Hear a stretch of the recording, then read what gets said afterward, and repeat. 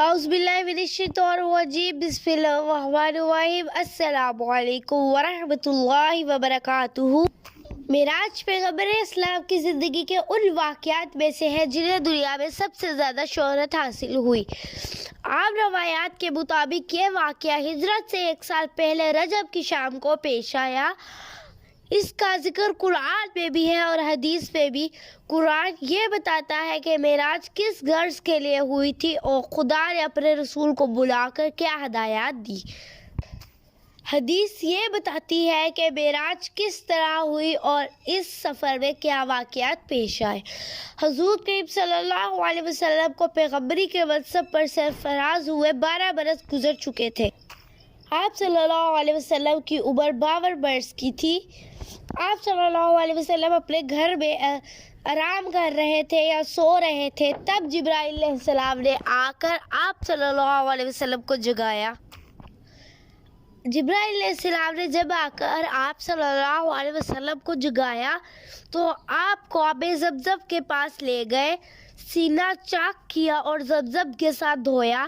پہلے انبیاء بھی اس نوعیت کے سفر میں براق جو کہ گھوڑے کی شکل میں فرشتہ تھا، آپ صلی اللہ علیہ وسلم جب اس پر سوار ہونے لگے تو وہ چمکا۔ جبرائیل علیہ السلام نے اس سے پیار کیا اور کہا، آج تک محمد صلی اللہ علیہ وسلم سے بڑی شخصیت جیسا کوئی انسان تم پر سوار ہوا ہے؟ پھر آپ صلی اللہ علیہ وسلم اس پر سوار ہوئے اور جبرائیل علیہ السلام آپ کے ساتھ چلے۔ پہلی منزل مدینہ منورہ کی تھی، جہاں اتر کر آپ صلی اللہ علیہ وسلم نے نماز پڑھی۔ جبرائیل علیہ السلام نے کہا، اس جگہ آپ صلی اللہ علیہ وسلم آپ ہجرت کر کر آئیں گے۔ دوسری منزل طور سینا کی تھی، جہاں اللہ پاک حضرت موسیٰ علیہ السلام سے ہم کلام ہوا۔ تیسری منزل بیت الحمد کی تھی، جہاں عیسیٰ علیہ السلام پیدا ہوئے۔ چوتھی منزل بیت المقدس تھی، جہاں براق کا سفر ختم ہوا۔ پھر آپ صلی اللہ علیہ وسلم پیدل چلنے لگے۔ یہاں آپ کو کسی نے بلایا، ادھر آؤ۔ محمد صلی اللہ علیہ وسلم نے اس پر توجہ نہ دی۔ جبرائیل علیہ السلام نے بتایا کہ یہ یہودیت کی طرف بلا رہا تھا۔ دوسری طرف سے آواز آئی، ادھر آؤ۔ آپ صلی اللہ علیہ وسلم اس کی طرف سے بھی توجہ نہ دی۔ جبرائیل علیہ السلام نے بتایا کہ یہ عیسائی کی طرف بلا رہا تھا۔ پھر ایک عورت نظر آئی، آپ نے اس سے بھی نظر پھیر لی اور جبرائیل علیہ السلام نے کہا، یہ آپ کو دنیا کی طرف بلا رہی تھی۔ پھر ایک بوڑھی عورت سامنے آئی۔ جبرائیل علیہ السلام نے کہا، دنیا کی عمر کا اندازہ اس کی عمر سے لگا لے۔ پھر ایک اور شخص ملا اور وہ آپ کو اپنی طرف متوجہ کرنا چاہا۔ آپ اسے چھوڑ کر آگے بڑھ گئے۔ جبرائیل علیہ السلام نے کہا، یہ شیطان تھا جو آپ کو حق کے راستے سے روکنا چاہتا تھا۔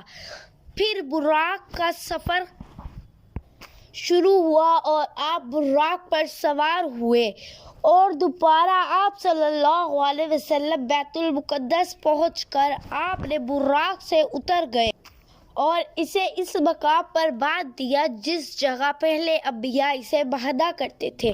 آپ صلی اللہ علیہ وسلم جب اندر داخل ہوئے تو ان سب نبیوں کو موجود پایا جو آپ سے پہلے دنیا میں پیدا ہوئے تھے۔ آپ کے پہنچتے ہی نماز کے لیے صفیں باندھ لی گئی۔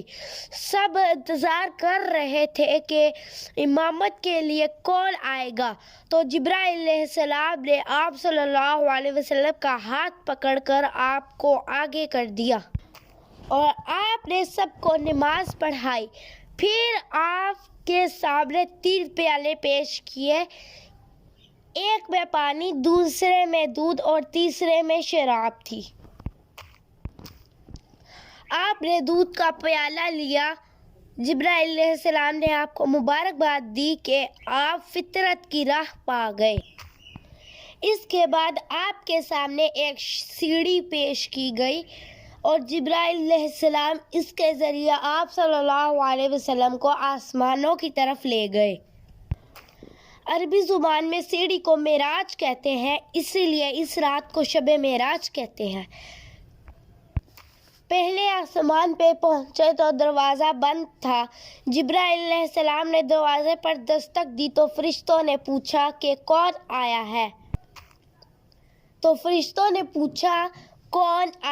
جبرائیل علیہ السلام نے اپنا نام بتایا تو فرشتوں نے پوچھا کہ کون آیا